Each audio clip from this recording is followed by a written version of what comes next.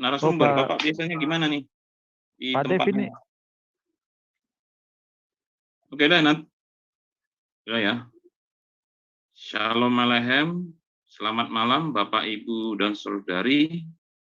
Pada malam hari ini, PR4 Murtadin akan menampilkan narasumber kami, yaitu Bro Dev yang akan menyampaikan materi dengan topik Sang Masya, konsep Mesias Ben Yosef dan Ben David di dalam kitab Tanakh Judaism.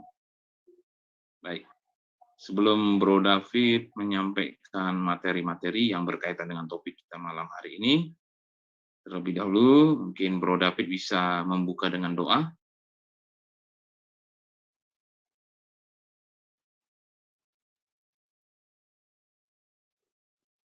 Halo, udah kedengaran nggak suara?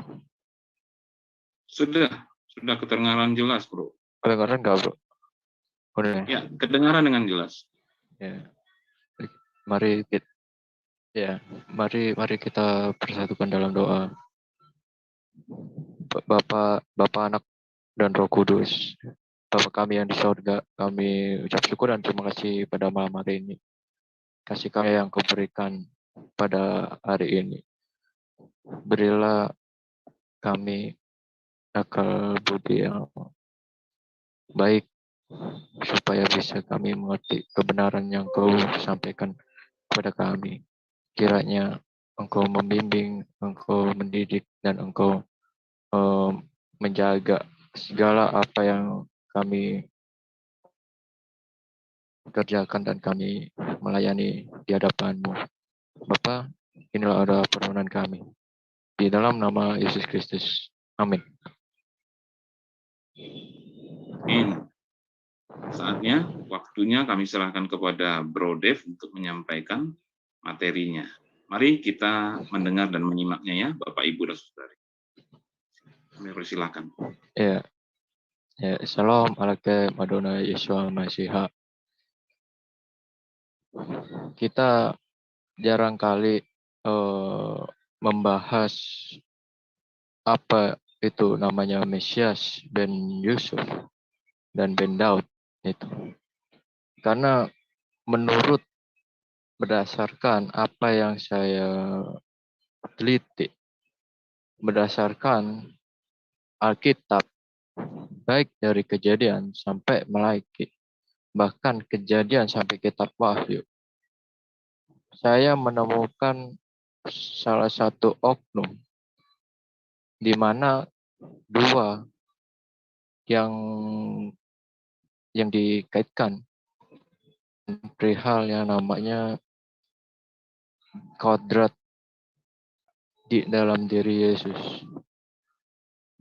Kita sering mendengar Yesus mempunyai dua kodrat, yaitu sisi kemanusiaan dan keilahian. Nah, di balik itu semua, sesungguhnya itu ada berkaitan yang namanya Mesias Ben Yosef dan Ben Daud. Nah, kita masuk di dalam Mesias Ben Yusuf dulu. Mesias Ben Yusuf ini salah satu di mana kita mengenal yang namanya anak dari Yakub, yaitu anak dari Israel, anak yang ke-11, yaitu dari si Rahel. Di sini saya melihat berdasarkan kitab di dalam Kejadian, itu ada berhubungan dengan yang namanya Mesias, gitu. Dan itu pun ada beberapa ayat, yaitu sekitar 75 bayangan, di mana Mesias Ben Yosef itu merujuk kepada sisi kemanusiaan Yesus. Di mana kita melihat tentang kelahiran si Yusuf, yaitu si Rahel itu pada waktu dia menikah dengan yang namanya Yakub, Rahel Rahel keadaan mandul, dan Yakub dia ketika usianya sekitar 90 tahun. Itu terdapat di dalam Kejadian 30 ayat 22 sampai 24 dan Kejadian 37 ayat 3.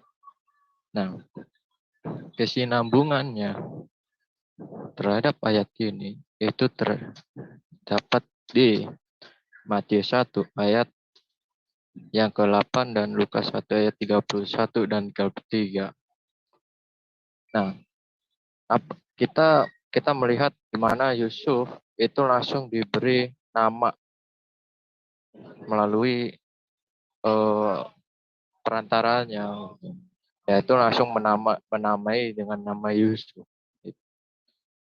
Nah, terlepas dari situ, kita melihat juga ketika Rahel meninggal, dia meninggalnya di Betel, di mana Betel ini terdapat di kota yang namanya Bethlehem.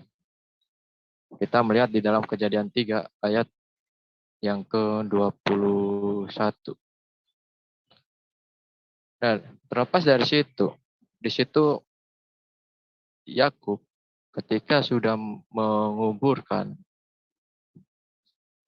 jasad si Rahel, Yakub mendirikan tugu di sebelah tempat yang namanya Medal Eder. Nah, Medal Eder ini itu tempatnya kawanan para domba, atau bisa dikatakan kandang domba, kandang binatang gitu. Nah, di dalam penafsirannya, bahkan di dalam Targum Judaisme itu sendiri, yaitu khususnya di Yonatan Ben Uziel, itu mencatat bahwa Mesias itu akan datang di Medal Eder, dan itu pun juga berparalel dengan Mika 5 ayat 2, di mana di situ dikatakan Mesias akan muncul di Bethlehem, yaitu di sekitar wilayah Yudea gitu. Nah, terlepas dari situ, si Yusuf ketika dia sebelum dijual ke Mesir, Yusuf ini dibenci oleh saudara-saudaranya, yaitu karena Yusuf terlalu dikasih oleh ayahnya, yaitu Yakub, sampai Yakub Yusuf itu diberi oleh Yakub dengan jubah maha kemuliaan. Kita buka, boleh minta tolong bro, kita buka di Kejadian 37 bro. Kejadian ya. Kejadian 37.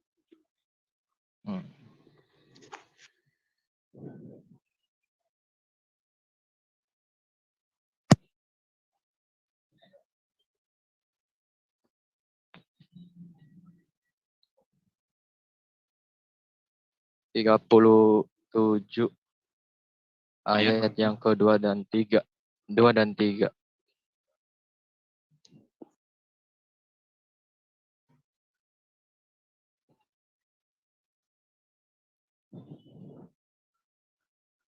Mau saya bacakan? Boleh. Oke, Kejadian pasal 37 ayat 2 dan 3. Inilah riwayat keturunan Yakub. Yusuf tatkala berumur 17 tahun, jadi masih muda, biasa mengembalakan kambing domba bersama-sama dengan saudara-saudaranya, anak-anak Bilha dan Zilpa, kedua istri ayahnya. Dan Yusuf menyampaikan kepada ayahnya kabar tentang kejahatan saudara-saudaranya. Ayat yang ketiga, Israel lebih mengasihi Yusuf dari semua anaknya yang lain.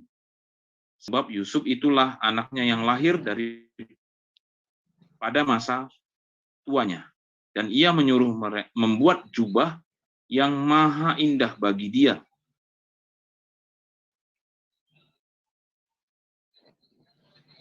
Nah, di sini kita melihat di mana Yusuf itu sangatlah dikasih oleh ayahnya, yaitu Yakub.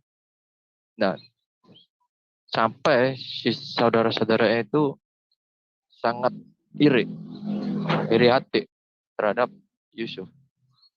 Maka semuanya membenci terhadap apa yang didapati dan dilakukan oleh si Yakub pada Yusuf. Karena si Yusuf itu diberi dengan jubah yang maha indah. Jadi jubahnya itu sangat gilang gemilang. Istilahnya seperti itu. Nah, dari situlah kita melihat di mana Yesus ketika mau disalib, apa yang dikatakan oleh Yesus? Yaitu mengatakan bahwa bukankah di dalam Taurat mereka mengatakan dia membenci aku tanpa alasan. Sesungguhnya ini mengatakan bahwa apa yang dilakukan oleh saudara-saudara Yusuf itu tidak ada alasannya apa-apa. Itu sampai dia membenci terhadap Yusuf. Di mana Yusuf itu dikasih oleh ayahnya. Nah, setelah dari situlah Yusuf itu mendapatkan suatu mimpi. Apalagi nih dengan mimpi gitu ya. Jadi dianggap sebagai berandai-andai yang mengatakan bahwa segala ladang yang mengelilingi datanglah berkas-berkas kamu sekalian mengelilingi dan sujud menyembah pada berkasku itu. Lalu saudara-saudara berkata, apakah engkau ingin menjadi raja atas kami?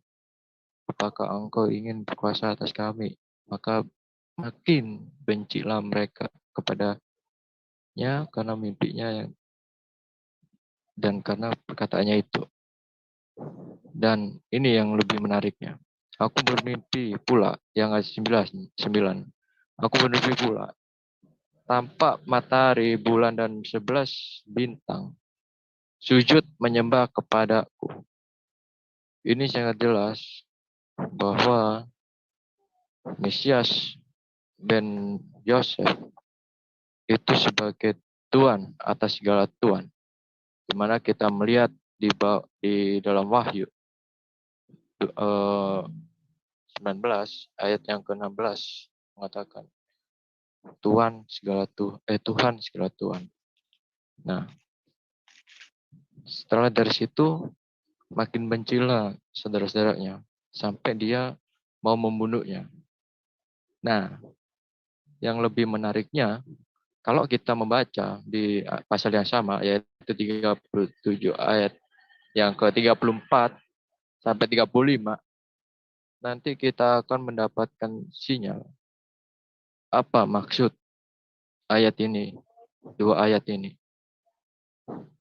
Coba bro, tolong dibuka bro. Kejadian 37 pasal 37 ayat 34 35. Ya udah di screen di layar sekarang. Oh ya. Mau saya bacakan 34 dan 35-nya? Boleh. Oke, Kejadian pasal 37 ayat 34 dan 35. Dan Yakub mengoyakkan jubahnya, lalu mengenakan kain kabung pada pinggangnya.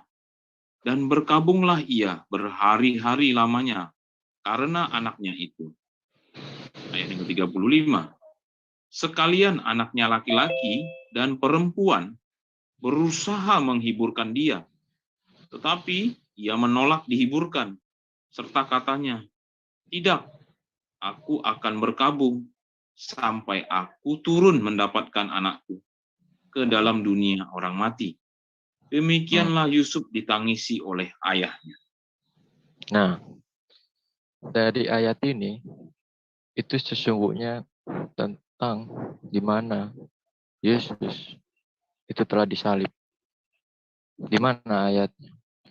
Yaitu ketika Yesus telah meninggal, semua penduduk di Yudea itu berkabung semua dengan apa yang telah terjadi yang mereka lakukan. Dan itu pun juga yang saya garis bawahi dari ayat ini semua. Khususnya di pasal 37. Inilah rahasia di balik sisi kemanusiaan Yesus itu sendiri. Tentang misi keselamatan, misi pengorbanan, dan juga misi keselamatan. Dan itu pun juga kita melihat di mana saudara-saudaranya juga itu membuat suatu kayak manipulasi gitu ya, yaitu membuat jubahnya apa yang dipakai oleh si Yusuf itu dicelupkan dengan darahnya. Itu seakan-akan Yusuf ini meninggal, dan itu pun dianggap meninggalnya itu kayak ditikam gitu, ditikam di mangsa oleh binatang buas.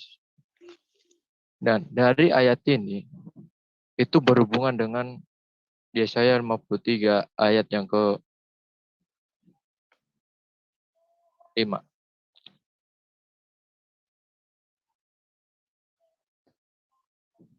Yesaya 53, Bro.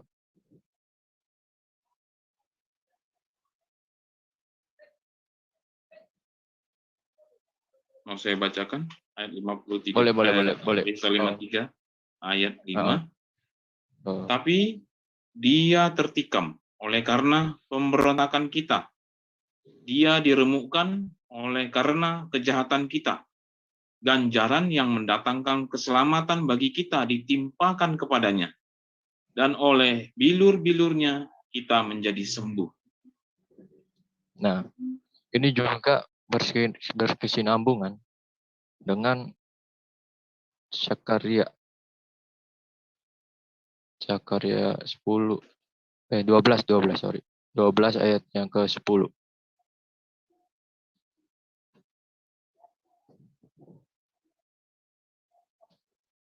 Di situ dikatakan, aku akan mencurahkan roh pengasih dan roh pemohon atas warga Daud dan atas penduduk Yerusalem, dan mereka memandang kepada dia yang telah mereka tikam, dan mereka meratapi dia seperti orang meratapi anak tunggal, dan akan menangisi dia dengan sedih pula seperti yang menangisi anak sulung. Nah, jadi kita melihat berdasarkan ayat-ayat yang sudah saya tunjukkan, baik di Kejadian 37, Yesaya 53, dan Zakaria 12. Dan itu pun digenapi oleh Yesus di Bukit Kalvari. Kita buka di Yohanes 19.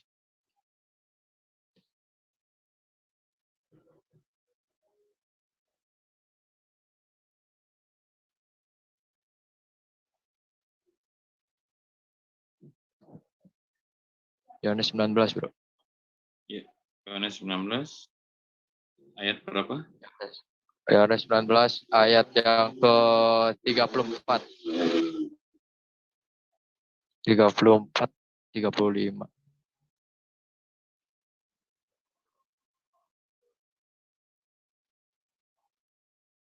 Saya bacakan ayat 34 dan 35-nya. Boleh. Baik. Injil Yohanes pasal 19 ayat 34 dan ayat 35. Tetapi seseorang dari antara prajurit itu menikam lambungnya dengan tombak, dan segera mengalir keluar darah dan air. Ayat yang 35. Dan orang yang melihat hal itu sendiri yang memberikan kesaksian ini, dan kesaksiannya benar. Dan ia tahu bahwa ia mengatakan kebenaran, supaya kamu juga percaya. Nah, jadi sangat jelas pengenapan perihal Mesias dan Yosef itu telah digenapi oleh Yesus Kristus di Bukit Kalvari. Ini saya kasih linknya ya.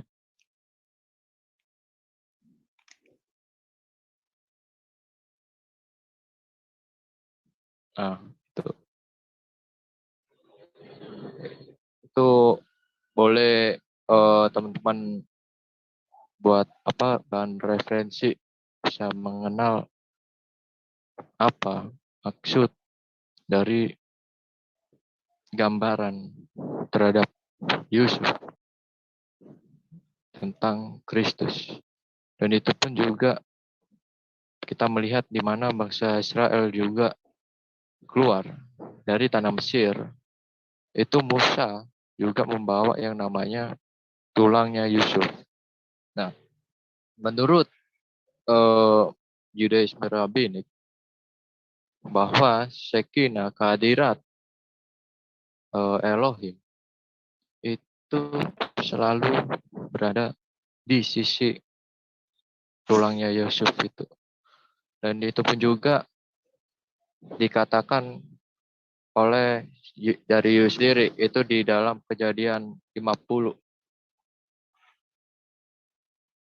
Kejadian 50 ayat yang ke-25, di situ dikatakan, lalu Yusuf menyuruh anak-anak Israel bersumpah, katanya, tentu Allah akan memperhatikan kamu, dan pada waktu itu kamu harus membawa tulang-tulangku dari sini. Jadi ketika Musa membawa keluar bangsa Israel ke tanah Mesir, Musa membawa tulang Yusuf untuk mengembalikan ke tanah perjanjian. Dan dari sinilah kehadiran Tuhan itu berada di sisi tulangnya Yusuf. Sebab itulah Tuhan menyertai bangsa Israel dengan atas kehadiratnya di sisinya tulang Yusufnya itu. Dan itu pun juga kalau kita melihat di dalam bilangan ya, bilangan 23. 23 ayat 21. Di sini dikatakan, tidak ada ditengok kepincangan di antara keturunan Yakub, dan tidak ada dilihat kesukaran di antara orang Israel. Tuhan Allah mereka menyertai mereka, dan sorak-sorak karena raja ada di antara mereka. Jadi sangat jelas bahwa Mesias ben Yosef itu memimpin atas keluarnya bangsa Israel dari tanah perbudakan sampai ke tanah perjanjian. Sementara dari situ tentang perihal Mesias ben Yosef, kita masuk ke Mesias ben Daud. Nah, ini yang pernah dipikirkan oleh kaum Yudaisme di zamannya Yesus, mengharapkan bahwa Mesias seharusnya layaknya seperti Daud, di mana kita melihat Daud itu sudah mengalahkan berpuluh-puluh bangsa-bangsa. Ya, contohnya seperti Filistin, Amalek, dan lain-lain. Gitu. Nah, karena atas jajahan yang dilakukan oleh bangsa Roma, orang-orang Yahudi itu ingin dan mengharapkan Mesias ben Daud itu segera datang untuk membebaskan bangsa Israel dari tangan Roma itu. Dan ini saya kasih linknya dari link Yahudi ya. Bisa di-share ya. Boleh bahasa Inggris.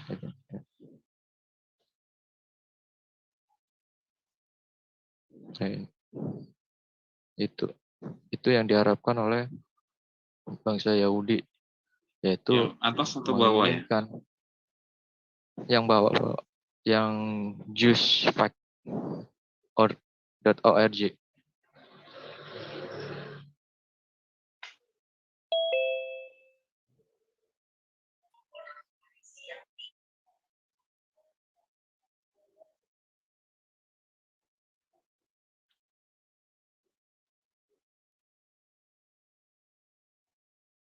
Nah, di situ dikatakan, itu bahasa Inggris ya bro ya, saya bacanya dalam bahasa Indonesia. Ya, silakan. Di sini dikatakan gagasan Yahudi tentang Masiah adalah pemimpin manusia yang hebat, seperti Raja Daud, bukan penyelamat. Ini yang menjadikan dasar bahwa Mesias harus layaknya seperti Daud. Nah, terkadang mereka lupa tentang perihal si Yusufnya ini, gitu loh. Di mana ada Mesias yang ditolak, ketika ditolak dan Mesias diagungkan, gitu. Dan itu pun juga Mesias bin Daud itu sesungguhnya merujuk terhadap Yesus Kristus itu sendiri, di mana kita lihat berdasarkan terminologi di dalam Perjanjian Baru atau Kitab Tanakh itu bermula di Kejadian 49 ayat yang ke-10.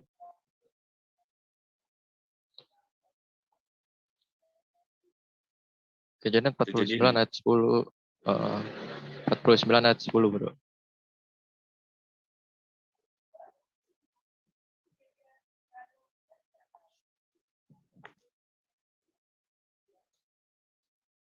Ini dari sisi keilahiannya. Nanti kita melihat gambaran terminologi yang telah digenapi oleh Tuhan kita, yaitu Yesus Kristus. Kejadian 49 ayat 10. Demikian firman Tuhan. Tongkat kerajaan tidak akan beranjak dari Yehuda ataupun lambang pemerintahan dari atas kakinya sampai dia datang yang berhak atasnya. Maka kepadanya akan takluk bangsa-bangsa. Di sini dijelaskan secara gamblang di dalam Bilangan 24 ayat yang ke-17.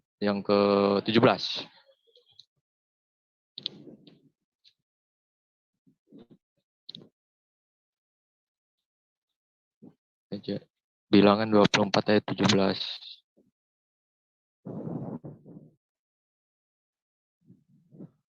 Itu tentang Mesias berasal dari Mesias bin Daud dari Yehuda. Nah, ini di Bilangan 24 ayat 17 berkaitan dengan Kejadian 49 ayat 10. Di sini dikatakan, aku melihat dia, tapi bukan sekarang. Aku memandang dia, tetapi bukan dari dekat. Bintang terbit dari Yakub, tongkat kerajaan timbul dari Israel. Ya. Sementara dari situ, di sini dikatakan bintang terbit dari Yakub, tongkat kerajaan timbul dari Israel. Nah, lanjut kita buka di dalam 2 Samuel. 2 Samuel 7 ayat yang ke-12.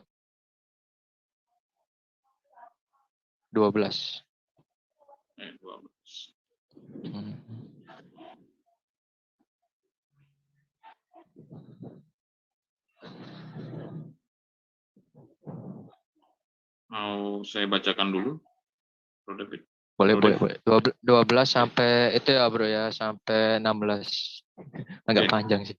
Ya. Apa-apa. 2 Samuel pasal 7 ayat 12 sampai 16. Demikianlah firman Tuhan. Apabila umurmu sudah genap dan engkau telah mendapat perhentian bersama-sama dengan nenek moyangmu, maka aku akan membangkitkan keturunanmu yang kemudian, anak kandungmu, dan aku akan mengokohkan kerajaannya. Ayat 13, dialah yang akan mendirikan rumah bagi namaku, dan aku akan mengokohkan tahta kerajaannya untuk selama-lamanya. Ayat 14, aku akan menjadi bapaknya, dan ia akan menjadi anakku. Apabila ia melakukan kesalahan, maka aku akan menghukum dia dengan rotan yang dipakai orang, dan dengan pukulan yang diberikan anak-anak manusia. Ayat yang ke-15, tetapi kasih setiaku tidak akan hilang daripadanya, seperti yang kuhilangkan daripada Saul, yang telah kujauhkan dari hadapanku. Ayat 16, keluarga dan kerajaanmu akan kokoh untuk selama-lamanya di hadapanku. Tahtamu akan kokoh untuk selama-lamanya. Nah, dari sini sangat jelas berhubungan dengan Kejadian 49 ayat 10 dan Bilangan 24 ayat 17. Dan itu pun juga hal yang sama yang tertulis di dalam Yesaya. Yesaya 9 ayat yang kelima. Kelima, keenam. Itu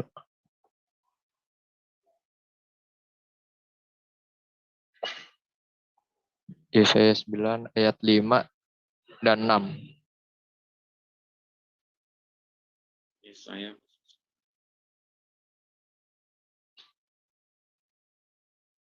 Oh iya. Saya mau bacakan nih ya, Bro. Ya, ya. Yesaya pasal yang 9 ayat 5 dan 6. Sebab seorang anak telah lahir untuk kita, seorang putra telah diberikan untuk kita. Lambang pemerintahan ada di atas bahunya, dan namanya disebut orang Penasehat Ajaib, Allah yang perkasa, Bapa yang kekal, Raja Damai. Ayat yang ke-6, 7 ya. Besar kekuasaannya, dan damai sejahtera tidak akan berkesudahan di atas takhta Daud dan di dalam kerajaannya, karena ia mendasarkan dan mengokohkannya dengan keadilan dan kebenaran dari sekarang sampai selama-lamanya. Kecemburuan Tuhan semesta alam akan melakukan hal ini. Nah, itu tentang di mana Mesias sebagai Raja Damai dan Allah yang perkasa. Itu merujuk terhadap Mesias semua itu. Baik di Yahudi sendiri pun di dalam targumnya mereka itu juga hal yang sama mengatakan itu merujuk kepada Mesias. Nah, itu pun juga hal yang sama dikatakan oleh Yesaya 11 ayat yang pertama. Di sini dikatakan suatu tunas akan keluar dari tunggul Isai, dan taruk yang akan tumbuh dari pangkalnya akan berubah. Nah, kalau dilihat dari teks Ibrani-nya, di situ dikatakan Netzer. Netzer itu, yaitu Nasaret. Terlepas dari situ, juga hal yang sama dikatakan Yeremia 23 ayat yang ke-5. Di sini dikatakan, sesungguhnya waktunya akan datang. Demikianlah firman Tuhan, bahwa aku akan menumbuhkan tunas adil bagi Daud. Dia akan memerintah sebagai raja yang bijaksana dan akan melakukan keadilan dan kebenaran di negeri. Nah, dari sinilah kita langsung merujuk kepada Matius 1. Matius 1 ayat yang ke apa ya? Matius 1 ayat yang ke 21.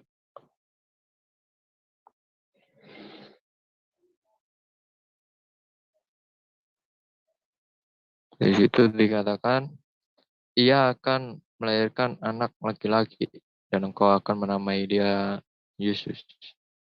Karena dialah yang akan menyelamatkan umatnya dari dosa mereka. Nah, itu tergenapi di dalam Yesaya 7 ayat 14. Di mana dikatakan sesungguhnya anak perawan akan mengandung dan melahirkan seorang anak laki-laki dan mereka akan menamaikan dia Immanuel, atau dikatakan Allah menyertai kita. Dan itu pun juga kata Nazaret itu tertulis di dalam Matius 2 ayat yang ke-23, yaitu merujuk kepada Yesaya 11 ayat 1 itu tadi. Itu di sini dikatakan setiba di sana ia pun tinggal di sebuah kota yang bernama Nazaret. Hal itu terjadi supaya genaplah firman yang disampaikan oleh nabi-nabi bahwa ia akan disebut orang Nazaret. Jadi Mesias itu dianggap orang Nazaret, yaitu Tunas, Tunggul Isai. Nah, kita sudah melihat gambaran-gambaran tentang Mesias ben Yusuf dan ben Daud.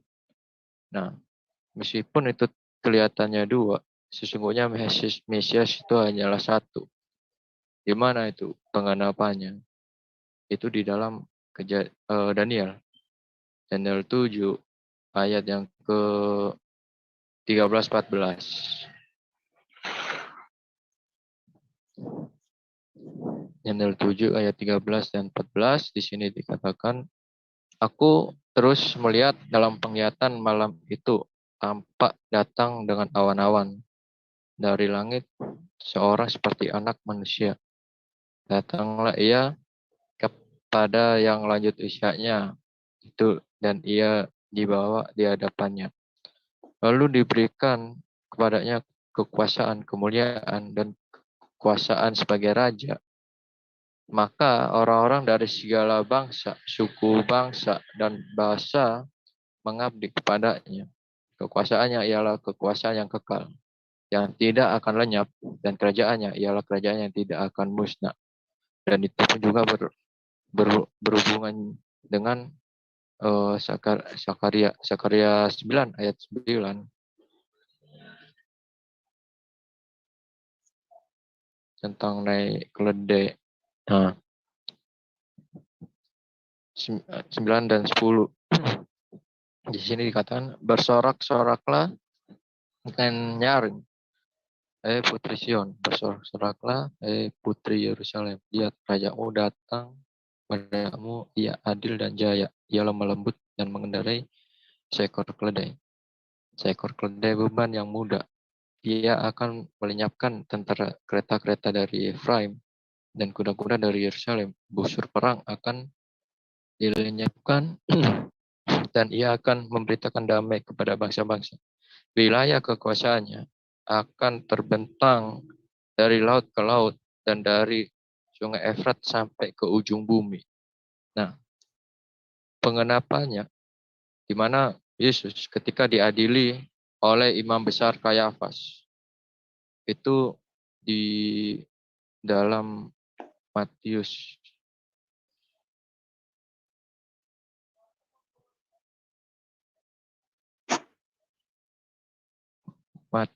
bro. Matius 27. Ayat berapa? Oh, bentar. Sorry. Salah kutip lagi. Nggak apa-apa. Coba dicek. Yang jelas. Oh ya, Matius 26. Matius 26 ayat yang ke-43 46.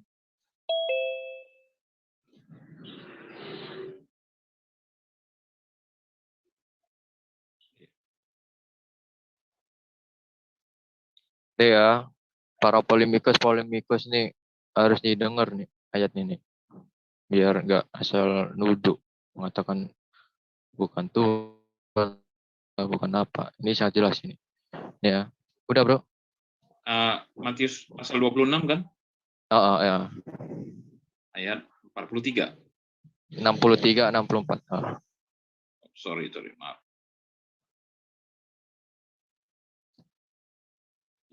Oke, 63 ini dia.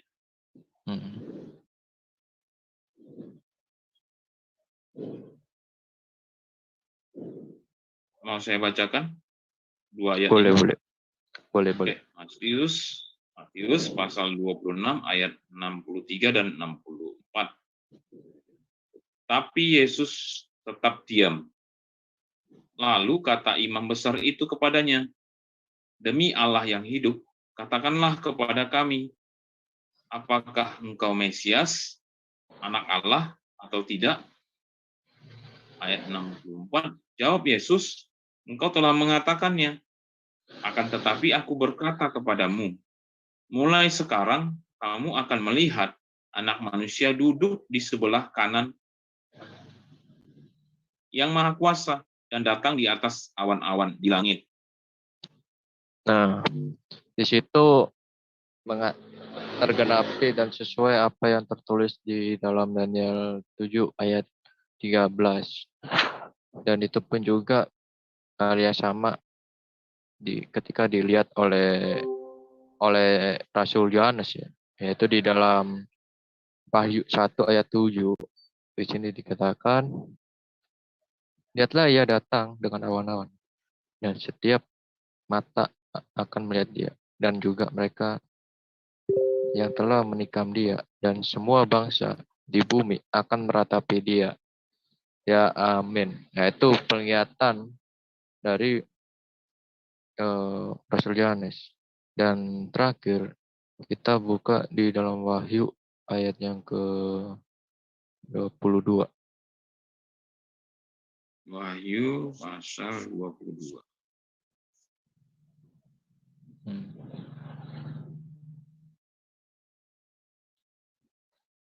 Ayat berapa?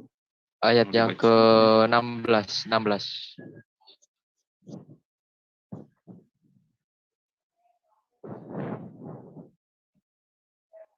Mau saya bacakan ayat 16 Boleh, ini? boleh. Ini ayat terakhir. Baik. Wahyu pasal 22 ayat 16. Aku, Yesus, telah mengutus malaikatku untuk memberi kesaksian tentang semuanya ini kepadamu bagi jemaat-jemaat. Aku adalah Tunas, yaitu keturunan Daud, bintang timur yang gilang gemilang. Nah, jadi sudah terjawab. Mesias ben Yosef itu berkaitan dengan sisi kemanusiaan. Dan Mesias ben Daud itu dari sisi kalian. Jadi Mesias itu bukan dua, melainkan satu Mesias. Hanya saja Mesias mempunyai karakter yang layaknya seperti Yusuf dan mempunyai kerajaan layaknya seperti Daud. Itu kesimpulan dari saya, bro.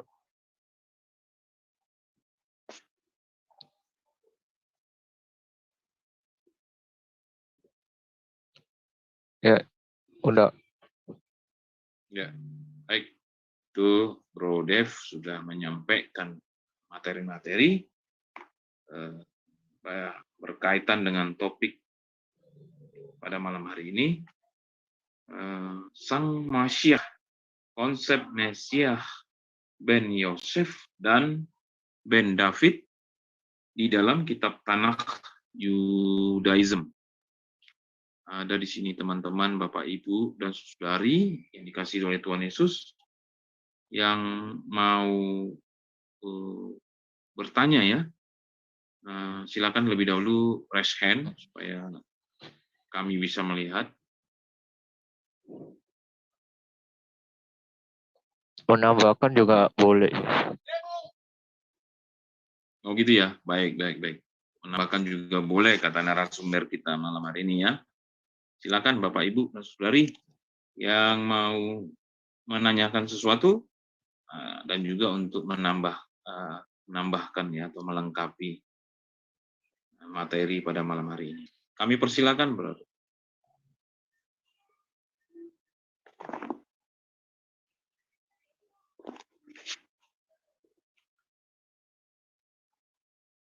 Tapi sebelum ke Bapak, Ibu, atau teman-teman yang ada di meeting Zoom pada malam hari ini ternyata ini konsep ini saya pikir tadi saya sempat dengar kan, Bro Dev katakan itu ternyata adalah orang yang sama atau Mesias yang sama, walaupun disebutkan sepertinya kelihatannya ada dua nih, Mesias ben Yosef dan Mesias ben David ini. Jadi kenapa bisa ada muncul dua konsep, padahal sebenarnya satu? Boleh dijelaskan terlebih dahulu? Ya, itu sebenarnya sih dalam pemikiran Yodi Rabinik ya, yaitu khususnya di kitab Zohar. Jadi di kitab Kabbalah mengatakan bahwa Mesias itu ada dua. Di mana Mesias ben Yusuf itu mati, dibunuh. Nah, ketika sudah dibunuh itu akhirnya Mesias ben Daud itu muncul untuk memusnahkan apa yang dilakukan terhadap Mesias ben Yosef. Jadi dari sudut pandangnya mereka mengatakan Mesias itu ada dua. Nah, padahal di dalam Tanakh sendiri itu sesungguhnya Mesias hanyalah ada satu itu. Nah, karena apa? Karena bagi Yudaisme sendiri itu masih banyak yang berdebat ya, bersatu beda pandangan itu. Di satu sisi yang mengatakan bahwa Mesias ben Yosef itu merujuk kepada narkoba, itu ada itu yang mengatakan itu. Sedangkan Mesias ben Daud itu Mesias yang layaknya jiwanya seperti pemimpin. Jadi bertolak belakang gitu. Nah, padahal kalau dilihat dari Tanakh sendiri, ternyata Mesiasnya hanyalah satu gitu. Dan kenapa dikatakan Mesias ben Yosef dan ben Daud? Ini sesungguhnya itu berbicara tentang karakter. Dimana kalau kita melihat di Injil kanonik kita ya, Injil kanonik kita yang kita imanin dan kita percaya, itu sesungguhnya itu apa yang dialami oleh Yesus itu sebenarnya itu membicarakan gambaran dan menjawab gambaran-gambaran dari Mesias, dari Yusuf itu sendiri gitu loh. Di mana Yesus itu dibenci, ditolak, dicaci maki, bahkan mati di kayu salib, dibunuh di kayu salib. Itu. Dan itu pun juga Yusuf itu dibenci dengan tanpa adanya alasan. Itu pun juga dengan Yesus. Itu dibenci tanpa alasan gitu loh. Jadi karakter-karakter inilah yang dimiliki oleh Yesus itu merujuk apa yang sama dialami oleh Mesias, yang dialami oleh Yusuf. Bahkan kalau kita melihat lagi ya, ketika Yesus masuk di Yerusalem, itu kan naik keledai, itu kan naik keledai kan itu. Itu sebenarnya itu menggambarkan tentang kedatangan Mesias ben Yosef itu. Di mana Mesias ben Yosef itu Mesias yang pertama itu memang datang naik di atas keledai. Gitu. Dan nanti Mesias yang akan datang kedua kalinya itu naik kuda putih itu, yaitu di atas awan-awan. Itu sih.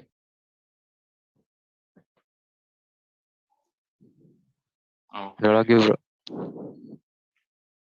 Ya, karena saya sempat baca-baca juga tadi kan. Ada ahli atau sejarawan memang ini ya, sejarawan yang bernama Josephus Flavius ya. Nah ini dia bisa juga nggak menjadi sumber, walaupun memang mungkin tadi dalam materi memberikan apa itu tadi penjelasan-penjelasan dan ayat-ayat dari kitab Perjanjian Lama di Old Testament semua itu kan juga ada di dalam New Testament, maksudnya Perjanjian Baru tentang siapa Mesias ini, siapa Mesias Ben Yosef atau Mesias Ben David ini ya.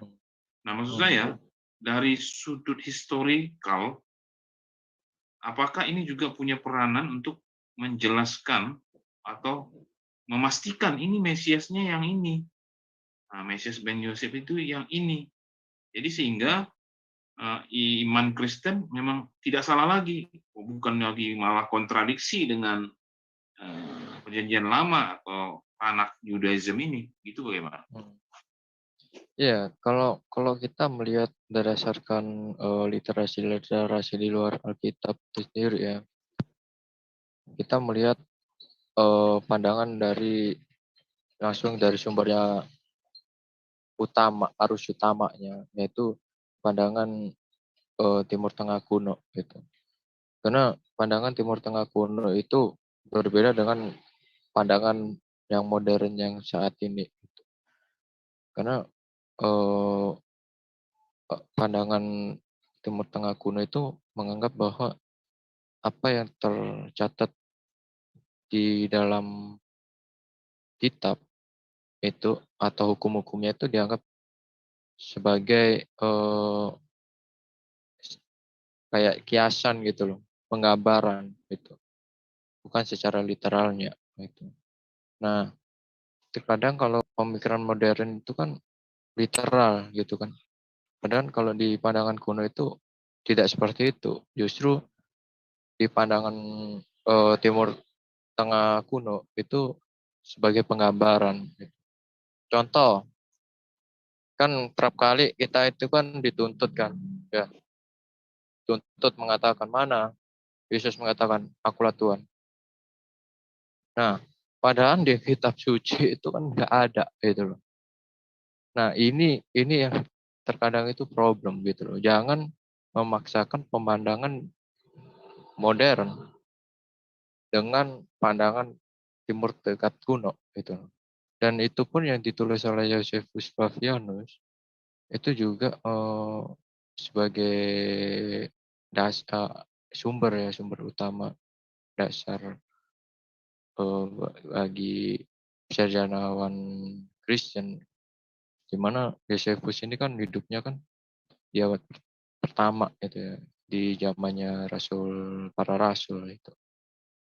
Dan itu pun juga kalau kita melihat apa yang tertulis oleh Josephus itu, kita melihatnya harus secara berhati-hati gitu. Karena apa yang ditulis oleh Josephus itu terkadang banyak yang gagal memahami sih. Itu bro.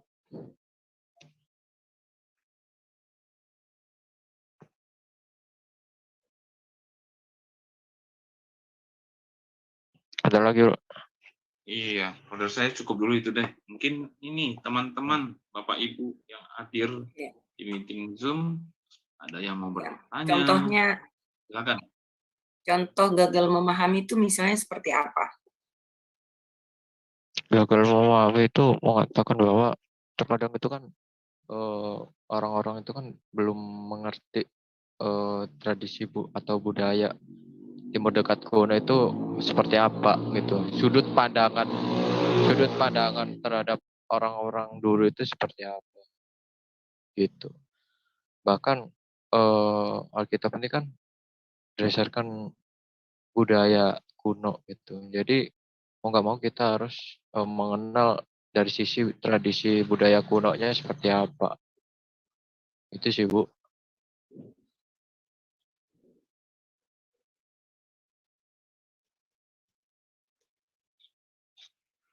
Iya, selama ini orang menyamakan Mesias itu dengan dengan Musa. Baru sekali ini saya mendengar bahwa Yusuf juga bisa dikategorikan sebagai yang ciri-ciri karakter the coming Messias. Iya. Ya, bahkan apa yang dialami oleh Yusuf itu kan hal yang sama yang dialami oleh Yesus. Dan itu pun juga kan pernah dijelasin oleh Stefanus itu ya. Ketika berhadapan oleh orang-orang Farisi. Itu sangat jelas itu. Di mana Yusuf dibenci oleh saudaranya. Itu pun Musa juga dibenci oleh bangsanya. Demikian juga dengan Yesus dibenci dengan orang-orang di sekitarnya. Itu sih. Ada kaitannya juga sih sama Musa. Cuman yang saya fokuskan ke Yusuf.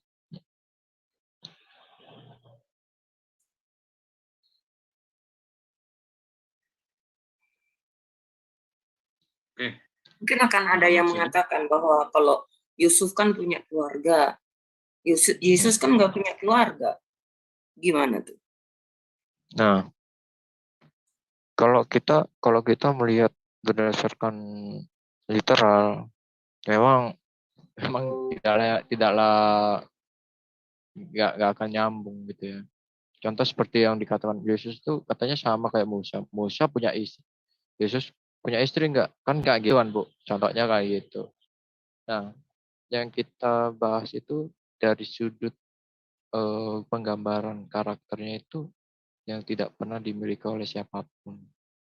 Itu sih inti dasarnya seperti itu. Bukan secara literal yang mempunyai keluarga, mempunyai istri, atau mempunyai anak, dan sebagainya. Gitu.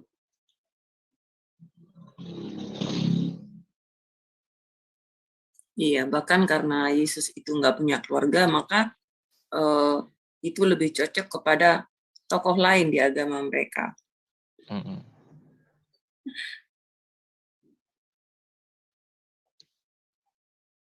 Jadi itu.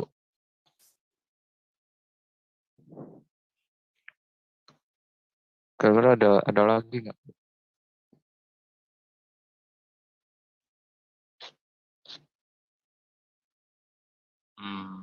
Mungkin dari siapa nih? Ini ada Romeo. Ada yang mau bertanya? Ada yang mau Romeo tanyakan? Silakan aja. Open mic-nya.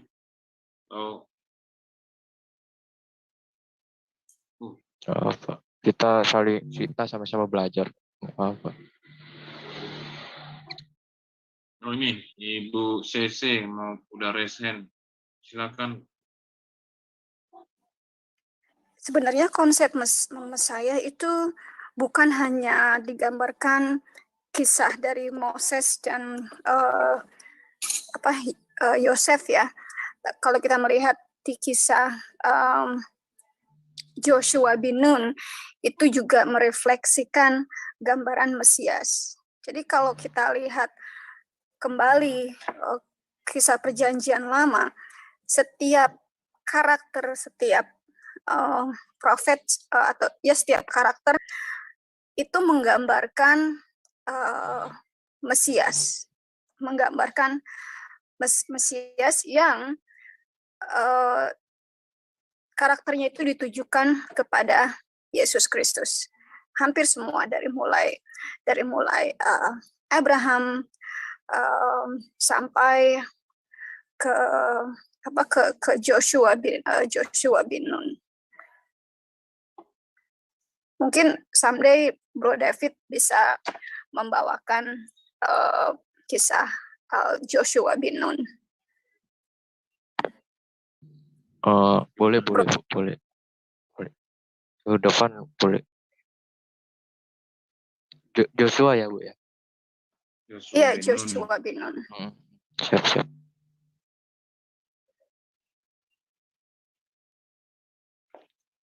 Ya. Ada lagi? Ini ada teman-teman yang lain ya. Mari. Siapa saja nih? Ada yang baru bergabung nih. Juga bisa. Romeo, ada Sarah. Teman Sarah ya. Mungkin ada mau tanya. Atau siapa lagi nih antara kita yang ada di meeting Zoom? Ada juga nih Bro Hari Halim. Mungkin Iya, ada yang shalom. ditanya. Shalom, Bro. Enggak, cukup ini ya, sejalan dengan rencana Tuhan dari sejak kejatuhan sih. Dari sejak kejatuhan manusia, pembentukan kerajaan, itu memang step by step. Tapi yang harus kita perhatikan itu ini apa, Tuhan itu sebenarnya mengupas rahasianya tuh kayak mengupas bawang, satu one layer at a time gitu loh. Satu lapis, satu lapis, satu lapis gitu loh. Jadi itu kita tahun 2000 ini memang di zaman akhir ya. Karena Yesus datang itu sudah mulai zaman akhir, baru kita mulai informasinya satu persatu itu kita kumpulkan, lalu si Brother Dave ini bisa menggambarkan ini begini gitu ya, kurang lebihnya begitu gitu loh. Nanti pelan-pelan kita akan bigger picture gitu loh. Memang tujuan akhirnya nanti akan ada kerajaan gitu loh, seperti vision of Daniel gitu kan. Daniel kan lihat vision yang patung itu dihancurkan oleh sebuah batu gunung yang lama besar gitu loh, dan itu adalah suatu kerajaan yang kekal gitu loh. Itu nanti ini pembentukannya ke arah situ gitu loh. Tapi itu sebelum sampai situ harus ada proses-prosesnya dahulu gitu loh. Ini baru diceritakan tahap-tahapnya oleh Bro Dev gitu loh. Oke sih, oke. Silakan Bro. Iya, itu emang tepat ya, yang dikatakan oleh Pak Rifa kan, Tuhan itu sangat kalau saya pikirkan itu nggak bisa dibayangkan gitu ya, kok bisa seperti ini gitu. Bahkan yang namanya profetik itu kan nubuatan-nubuatan itu kan pasti akan selalu dinyatakan kan gitu kan. Ilustrasi pasti dinyatakan itu. Jadi Tuhan itu memberikan ungkapan-ungkapan dulu gitu. Baru nanti ini loh, nih aku nyatakan nih, aku udah menjelaskan ini aku buktiin, nih aku tunjukin. Ya jadi ya itu yang namanya Tuhan yang Maha Tahu, Tuhan yang mengerti, ya seperti itu. Bisa mengilustrasikan dan membuktikan. Itu Iya. sih kalau saya. Kita harus memandang wajar kalau Tuhan itu memberikan kita nubuatan dengan bahasa-bahasa dalam tanda kutip rahasia gitu loh. Karena yang mendengarkan sebenarnya bukan cuma kita orang percaya, setan pun ikut-ikutan mendengarkan. Iya, Jadi betul. kita harus ingat waktu Yesus lahir aja berusaha dibunuh kan begitu. Jadi itu memang kita harus biasa, Tuhan kita tuh memberikan bahasa figuratif gitu loh. Itu nanti pas mau realisasinya itu baru tersusun, itu dia punya puzzle gitu loh, dia punya puzzle baru tersusun gitu. Jadi memang begitu gitu loh. Jadi dia memang harus memberikan sebuah gambaran dulu, nanti baru peristiwanya seperti ini gitu. Ya kayak seperti itu Pak, betul Pak. Betul. Ya silakan Pak. Ya. Apakah masih ada? Kalau emang udah oke ya, sudah. Mungkin Bro Dev mau menyampaikan ya closing statement atau menjadi konklusi dari apa yang disampaikan malam hari ini. Kami persilakan, Bro. Ya. Closing statement dari saya yaitu Alkitab itu membicarakan tentang inti dasarnya dan utama di dalam Alkitab itu membicarakan tentang Mesias yang akan datang dan Mesias yang akan dijanjikan. terkadang banyak yang menyalahpahami, mengatakan bahwa ini nubuatan untuk ini, nubuatan buat itu, nubuatan itulah gitu kan. Nah, terkadang lupa dan secara sembarangan mengatakan bahwa oh itu buat kami, kan sering kan kita mendengarkan seperti oh itu dinubuatkan di kitab itu. Padahal konjungsi secara inti utamanya itu berbicarakan tentang perihal Mesias. Bahkan agama Abraham, baik Yudaisme, Kristen dan sebagainya, itu hal yang sama.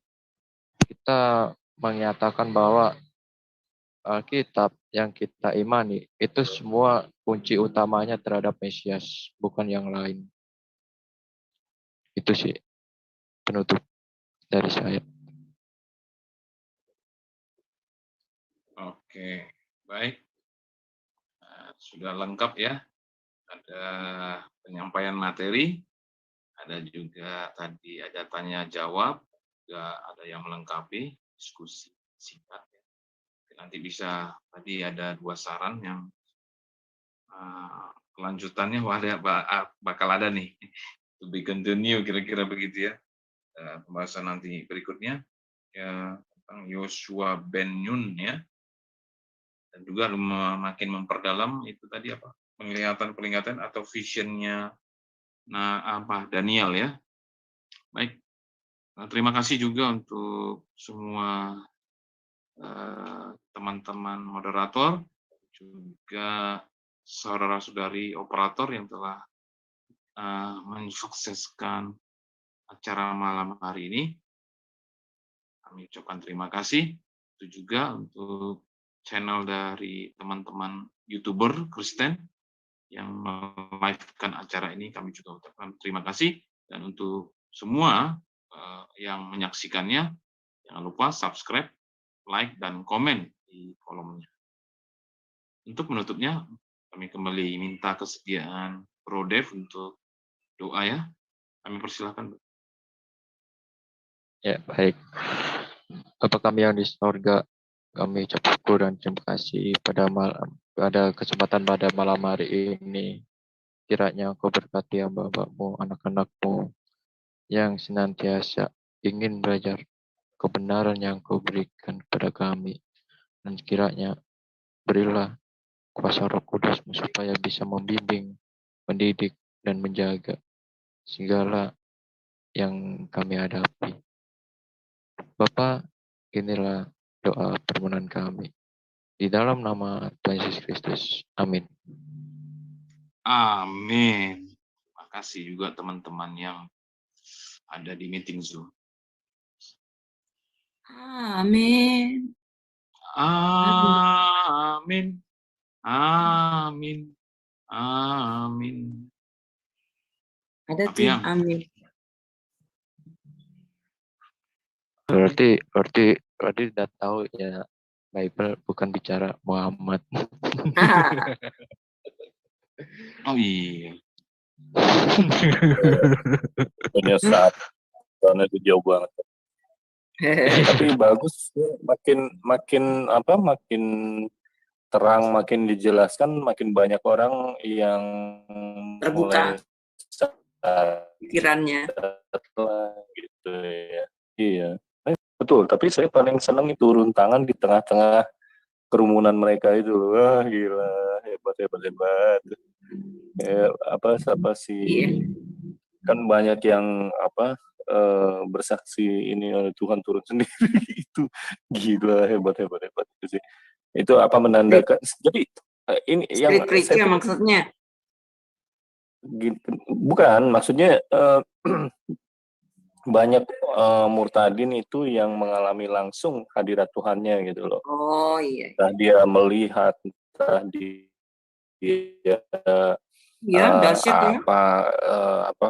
merasakan gitu. Iya, enggak, maksud saya lama gitu ya, itu juga para pendeta juga saya heran kok nggak dikotbahin gitu ya. Tuhan kita tuh satu-satunya Tuhan yang turun tangan sendiri ngurusin umat ngurusin satu umatnya, persatu. jemaatnya. Satu persatu Satu lagi. persatu dilawat pakai HP. Iya, benar, nggak PHP. Dahsyat. Kita yang dari luar baru ngerti, wah gila. Udah tahunan ya kita berharap-harap dia doang yang turun kemari gitu loh. Iya. Yang lainnya mondok di sana gitu. Itu jadi lama kalau saya sebagai Kristen yang udah dari dulu tuh nggak pernah dengar tuh khotbah yang bicara tentang Tuhan kita tuh yang datang sendiri gitu loh, yang ngurus umatnya, jemaatnya satu persatu gitu loh, yang dia sendiri datang terus dia menawarkan, lalu dia yang merawat gitu loh, itu cuma dia gitu loh, itu. Iya. Jadi Nah, ya itu kata merawat itu Pak Heri. Itu benar banget. Kayak beberapa hari yang lalu saya nonton kesaksian seorang laki-laki sudah tua sih, tapi luar biasa karena dia ngikut Yesus, dia ditinggal istrinya, ya, dia tinggal istrinya, anak-anaknya semua dibawa, terus ternyata istrinya tidak membuat hidupnya lebih baik, dia malah selingkuh, sehingga membuat anak-anaknya nggak betah, dia videoin tuh perselingkuhan ibunya, ya, dan dibawa ke pengadilan, dan akhirnya anak-anaknya kembali ke pria ini justru.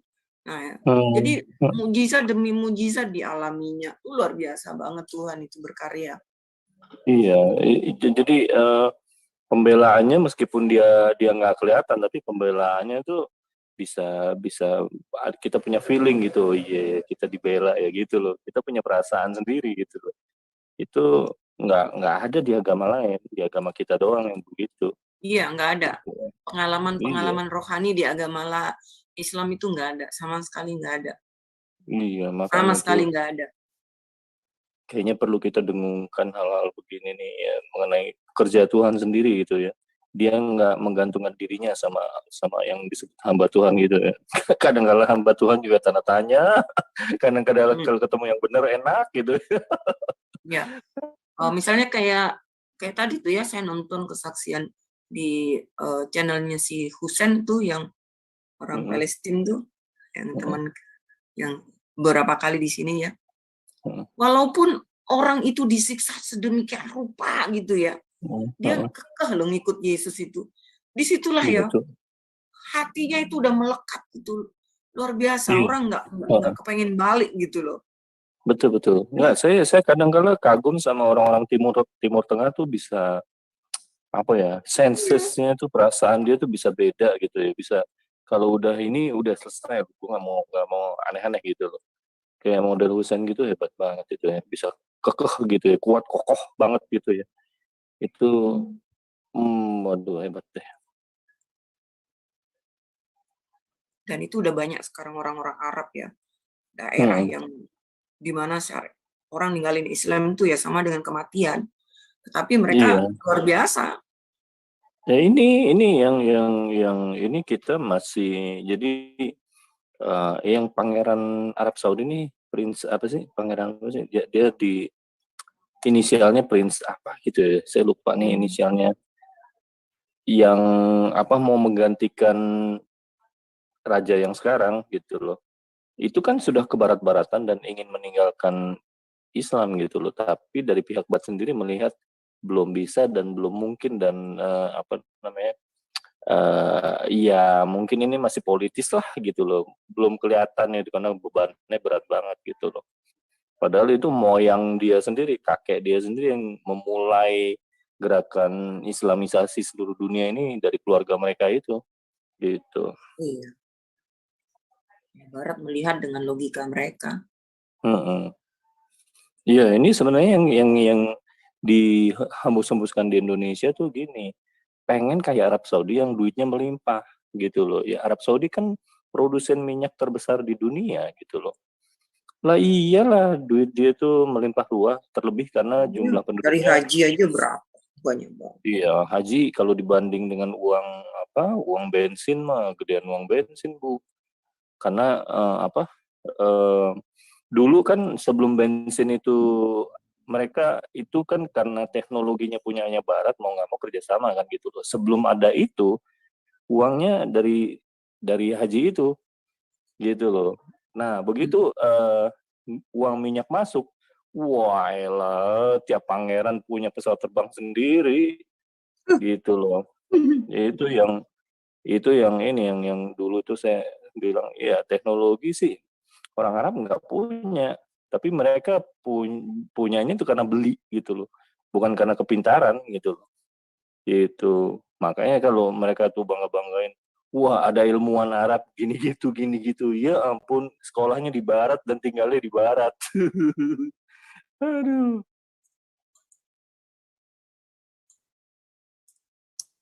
Sementara orang Islam Indonesia malah ke Arab-Araban. Itu dia, di Arab sendiri kan udah ke barat-baratan udah sangat maju gitu loh. Nah ini dibawa mundur gitu. Jadi aduh, ampun deh, kita jadi bodoh ini kalau begini caranya nih. Bahaya sekali gitu loh, karena menurut Alkitab orang bodoh itu yang dijajah oleh orang pintar gitu. Jadi itu menjadi pintar tuh menjadi suatu keharusan buat orang Kristen gitu loh.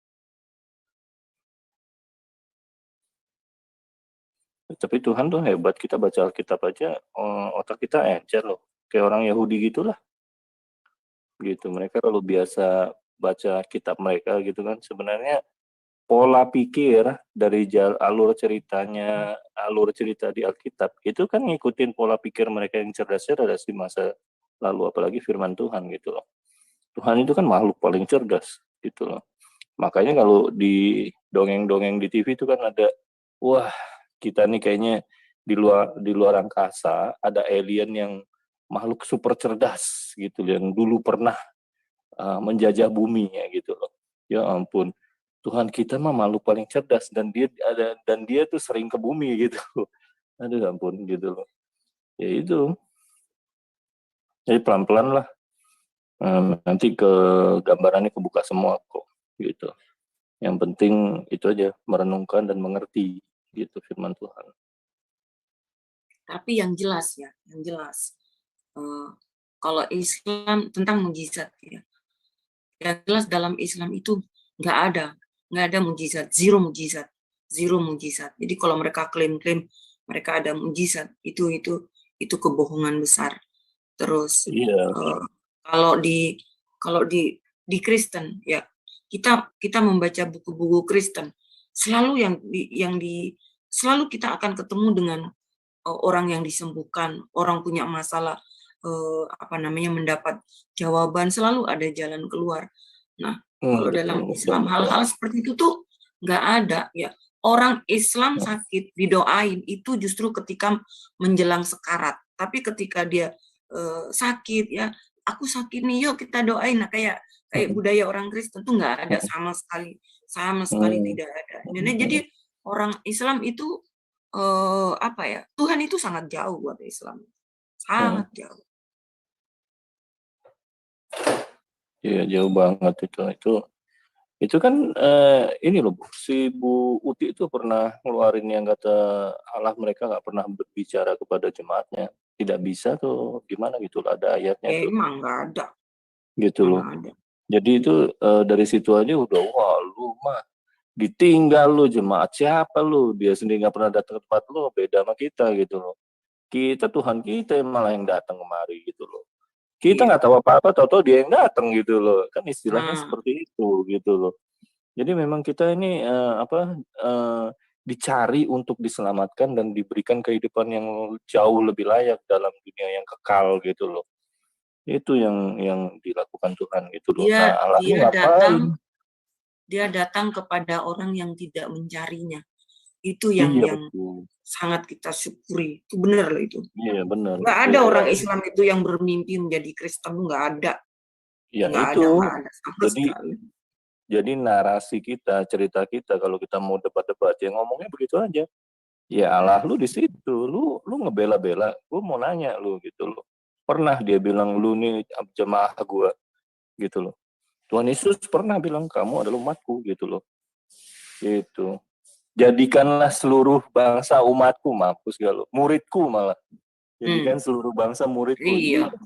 Itu pengakuan Yesus. Yesus itu hanya untuk Israel. Kagak, jadikanlah seluruh bangsa muridku gitu kan, baptislah mereka dalam nama Bapa, Putra dan Roh Kudus kan begitu. Itu kan udah tanda kepemilikan gitu loh. Jadi kita ini milik dia dan dia itu mau repot buat kita gitu loh. Itu. Nah, lu sendiri mau ngebela-bela Allah lu sendiri, ngebela lu nggak? Allah gue sih mau repot buat gue gitu. Lu mau mau dicuekin gitu. Iya, Itu kan sekarang jadi terjadi kayak gitu. Lu ngebela tapi lu dicuekin gitu loh. iya, jadi kayak surat An-Nas itu, saya lebih melihatnya surat An-Nas itu adalah Yesus. Malikin Nas, Raja manusia, Ilahin Nas, Allah manusia. Tapi mereka mana mau terima itu. Iya, kita perkenalkan Tuhan kita lah, Tuhan Yesus tuh kayak gini. Qul a'udzu birabbinas, Rabbinas, Tuhan manusia, Malikin Nas, Raja manusia, Ilahin Nas, Allah manusia. Iya. Bahkan itu Bu, di dalam Husna apa ya namanya yang 99 tuh. Asmaul Husna. Itu ya Asmaul Husna. Itu nggak cocok itu buat Allah. Itu sebenarnya itu milik Yesus, Bu. Yesus semua 99. Iya. Itu ditulis salah satu dari bapak gereja namanya Dionysius itu. Itu beliau mencatat bahwa 69 itu semuanya ke Yesus semua. Gitu. Iya. Makanya kan 99 nama itu nggak ada yang berdusta kan, nggak ada. Justru yang pendusta maha pendusta Allah. Makanya kan Pak. Padahal pendusta nggak ada kan di 99. Gitu. Makanya kan waktu itu kan ditanya kan, kenapa itu kok mal dusta itu kok nggak tertulis, kok nggak 100 nama, kok 99, harusnya kan 100. Dustanya kok nggak tertulis, kok nggak ditulis. Nah itu udah terungkap sih. Iya, misalnya dia yang Al-Kudus itu, yang Maha Kudus, dia kudusnya bagaimana? Orang dia menyuruh nabinya aja kawin sama istri orang. Itu kekudusannya di mana coba? Terus dia alimun kan, dia itu alimun, maha tahu. Orang banyak kesalahan yang dia bikin. Apa namanya? Salib aja nggak tahu. Salib itu kan spektakuler, peristiwa yang sangat besar, disaksikan oleh banyak orang sekali itu. Tapi dia nggak tahu, gagal. Banyak sekali ditulis kesalahan. itu Bu. Ditulis sama Yosefus. Yohanes itu justru menulis penyalib bangkitan. Yosefus Flavianus itu mencatat bahwa Yesus itu disalib di bawah kekuasaan Pontius Pilatus dan bangkit pada hari ketiga. Itu tertulis itu di bukunya Yosefus. Itu. Mungkin Pak Eri tahu. Belum baca sih. Gigi tuh punya bukunya tuh dia. Nah, itu tertulis itu, dan secara langsung Yosefus sendiri yang mencatat. Itu pernah aku screenshot sih, bentar mungkin masih ada. Itu disalib di zamannya Pontius Pilatus, terus bangkit pada hari ketiga, bangkit lagi dia di hari ketiga.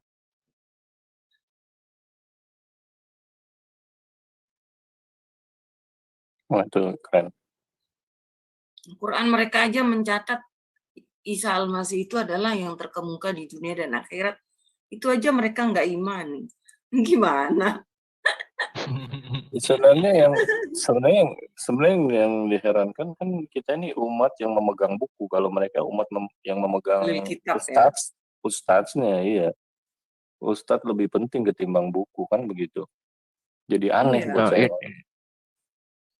ini Bu, yang bagian yang ketiga. Kecil.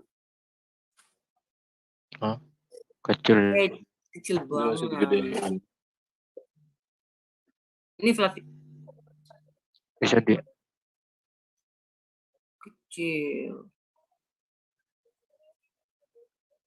Aku pakai laptop. itu. Kalau pakai HP mungkin bisa di zoom up ya. Oh,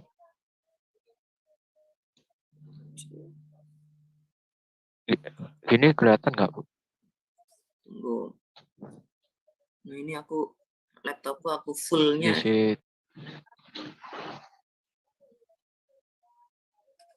Di situ ditulis itu dia Mesias Kristus dan Pilatus menghukum dia dengan salib.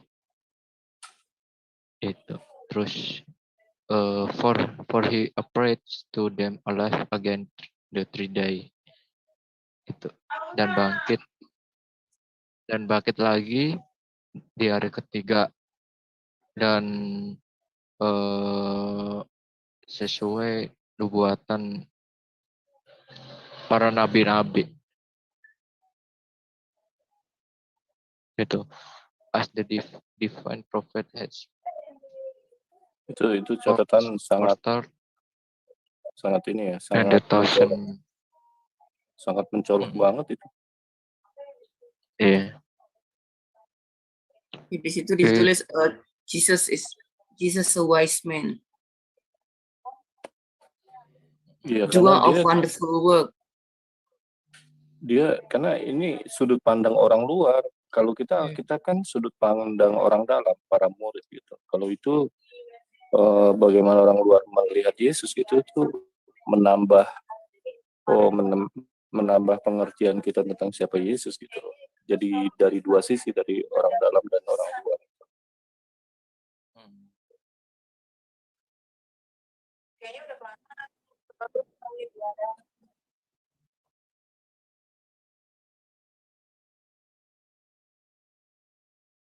Jadi itu sih catatan di luar Alkitab. Ini ada di link yang di-share David tadi bukan? Enggak ya? Enggak Bu, itu di dalam buku digital.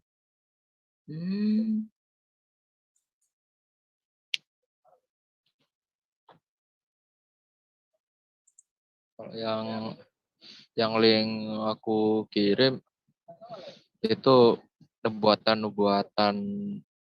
Mesias sih Bu, sama pandangan kenapa Yahudi itu kok nggak percaya Yesus itu, yang Jews fact itu kan pandangan Yahudi yang menolak itu. Itu sebenarnya waktu kalau saya baca-baca yang penolakan itu jadi bergidik ngeri sendiri gitu loh. Ini mereka tuh jahat banget gitu ya.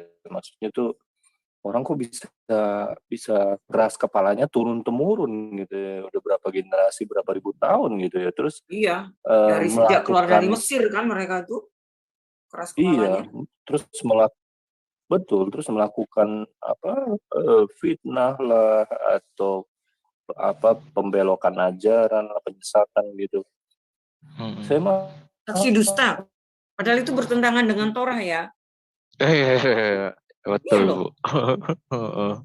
Itu kan kalau di kitab Imamat bilangan itu kan bicara tentang aturan-aturan yang mereka harus taati itu. Orang melakukan kesalahan, setiap kesalahan kan mereka harus mempersembahkan korban.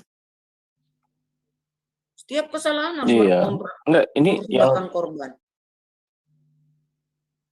Yang seru mah mereka nyebut Musa, tapi nggak tahu Musa itu sinonim dengan Taurat, peraturan Taurat dan Bait Allah di situ. Jadi kalau dia cuma Musa doang, lu tahu Taurat Musa nggak? Mereka nggak tahu.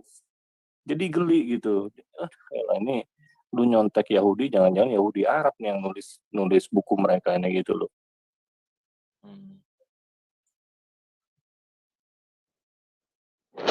Loh, justru sebenarnya aku mikirnya gini sih Pak. Eh, di dalam Quran sendiri ya, itu Musa itu kayak membicarakan karakternya Yusuf. Jadi kayak ceritanya Yusuf gitu. Terus yang Isa Al-Masih itu ceritanya Musa. Itu sih Pak. Nah, Yang Iya. aku baca. Nah, maksudku sangat jauh berbeda dengan Musa Perjanjian Lama. Musa Perjanjian Lama, bangsa Yahudi itu memproyeksikan dia sebagai pahlawan perang. Bapaknya orang Israel gitu loh. Dia yang membawa keluar. Dari dialah timbul bangsa besar gitu loh. Dia yang membawa buku Taurat turun gitu kan. Membangun bait suci gitu. Jadi kalau udah ngomong Musa, nggak bisa lepas dari Torah, hukum Torah sama bait suci. Itu udah sinonim gitu, karena dia yang membangun ketiga hal ini. Bangsa Israel, dia bangun, dia bawa keluar, jadi bapaknya bangsa. Kalau kita kan Soekarno nih, bapak kemerdekaan. Kalau dia bangsa Israel tuh, bapaknya tuh Musa. Terus Torah gitu loh. Torah turun, siapa yang terima? Musa. Jadi udah sinonim gitu loh, udah lengket. Ngomongin Musa pasti ngomongin Torah gitu. Dan juga harus ngomongin bait suci. Dia yang bikin kan detail-detail ini, lu mesti gini, ini ukurannya gini. Ini kan dari Musa semua gitu loh. Itu jadi dasar negara spiritual, negara teokrasi itu Musa yang mulai. Iya, makanya kalau lu bicara soal si Musa yang di sono cerita tentang Yusuf, cerita tentang Isa Al-Masih, yang lainnya mana nih gitu loh. Jadi kayak merontokkan pangkat-pangkat lain dari si Musa gitu loh. Nah, tadi David kan bicara tentang kematian Rahel, ya kan? Nah, aku ingat anak David. Rahel kan ibunya Yusuf, ya kan? Nah, apa yang dikatakan oleh Quran? Ibunya di Quran surat Yusuf 99 dan 100. Di 99 dikatakan bahwa Yusuf merangkul ibu bapaknya, ya, merangkul ibu bapaknya. Padahal pada saat Yakub itu pergi ke Mesir, ya, itu tidak ada satupun istri yang menyertainya, tidak ada. Ibunya Yusuf sudah meninggal dan Lea juga udah meninggal, ya. Terus mereka lalu mereka dengan mengatakan, oh, Yakub itu kan istrinya banyak, bisa jadi kan ibu tirinya. Rasanya belum pernah ada dilihat di Alkitab dikatakan seorang anak merangkul ibu tirinya, ya, bahkan di ayat 100 itu menaikkan ibu bapaknya itu ke atas singgasana. Mungkinkah seorang Yusuf, ya, seorang penguasa saat itu akan merangkul ibu tirinya ke atas singgasana? Kan nggak mungkin. Gak masuk akal. Nah, disitulah sifat alimunnya itu di mana? Gagal sudah, fatal lagi. Nah, disinilah makanya sebetulnya orang Islam itu menurut saya tidak taat kepada perintah Al-Quran itu sendiri. Misalnya di mana ya, di Anisa kayaknya kalau nggak salah. Itu dikatakan bahwa engkau harus percaya, mereka harus percaya kepada kitab-kitab sebelum Quran. Artinya apa? Percaya itu bukan hanya sekedar, oh ya aku percaya, tapi without action gitu loh. Percaya itu kan harusnya menggali, mencari, membaca gitu loh. Apa sih yang dikatakan oleh kitab-kitab sebelumnya itu? Kan gitu. Bahkan di situ di ayat itu dikatakan kalau mereka tidak percaya kepada termasuk kitab-kitab sebelum Quran, mereka termasuk orang yang sesat-sesatnya. Jadi mereka itu adalah orang yang sesat-sesatnya. Kenapa? Karena mereka kepada perintah Allah itu sendiri mereka nggak lakukan. Mereka nggak lakukan. Jadi umat Islam itu sebenarnya umat yang durhaka. Quran mereka mengatakan Isa Al-Masih itu adalah wajihan fid dunya wal akhirah. Tetapi mereka menolaknya. Jadi susah. Jadi Islam ini umat gimana maunya? Apakah mereka lebih pintar daripada Allahnya dan nabinya? Itu kenapa lebih dengerin Ustadz ya? Saya heran gitu. Ya itu tadi, itu akibat membaca Quran tapi tidak mengerti artinya. Oh. Ya kan kebiasaan hanya membaca, pokoknya membaca. Mendengar saja sudah dapat pahala. Mendengar saja udah dapat pahala. Ya udah mendengar aja, membaca aja. Ya jadi sesat kan, ngikutin guru sesat ya. Ya, tapi Tuhan kita kan, Tuhan Yesus Tuhan yang hidup. Dia menjemput.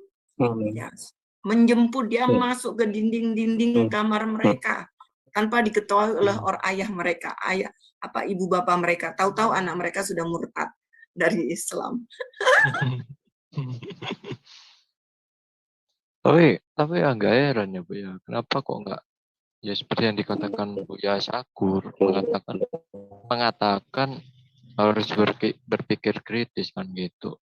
Dan selama ini kok nggak berpikir kritis terhadap kitabnya sendiri, malahan berpikir kritis terhadap kitab orang lain. Itu yang bikin aku heran di situ sih. Beda dengan Kristen. Kalau orang Kristen itu kan suka kritis, suka mengkritisi kita.